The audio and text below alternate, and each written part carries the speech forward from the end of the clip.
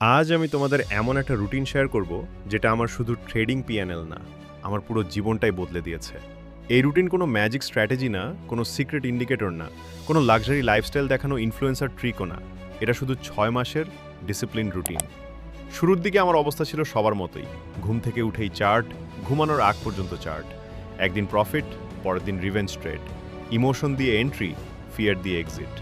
Social media খুললেই কারো Lamborghini, কারো দুবাই ট্রিপ, আর নিজের মাথার ভেতরে শুধু একটা প্রশ্ন, আমি কেন পারছি না? কিন্তু একদিন আমি একটা জিনিস বুঝলাম, প্রবলেম স্ট্র্যাটেজি না, প্রবলেম আমি নিজেই। সেদিন থেকেই আমি একটা সিম্পল রুল ফলো করা শুরু করি, ট্রেডিং ফার্স্ট, মানি লেটার। আমি ঠিক করলাম আমি ট্রেডার হব, গ্যাম্বলার না। প্রতিদিন একই সময়, মার্কেট ওপেন হওয়ার আগে শান্ত মাথায় অ্যানালিসিস, না তাড়াহুড়া, না এক্সাইটমেন্ট।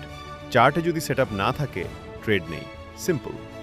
আমি নিজেকে একটা কথা ক্লিয়ার করে বলেছিলাম, আজ মার্কেট আমাকে কিছু না দিলেও আমি মার্কেট থেকে কিছু নেব না। এই মাইন্ডসেটটাই গেম চেঞ্জার। আমি ওভার ট্রেডিং বন্ধ করলাম, একদিনে একটা ট্রেড বা একটাও না। কারণ no trade is also a position. Trading শেষ মানেই ট্রেডিং শেষ।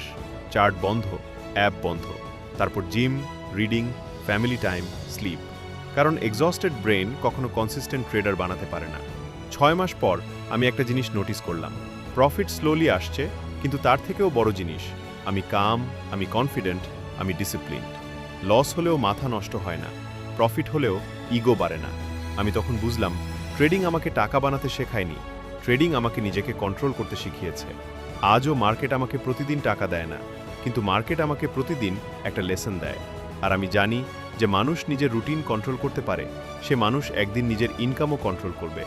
তাই যদি তুমি সত্যিই ট্রেডিংয়ে সার্ভাইভ করতে চাও, স্ট্র্যাটেজি খোঁজার আগে রুটিন বানাও, ইন্ডিকেটর পাল্টানোর আগে ডিসিপ্লিন পাল্টাও। কারণ মার্কেট তোমাকে রিওয়ার্ড দেয় না, মার্কেট তোমাকে রিফ্লেক্ট করে।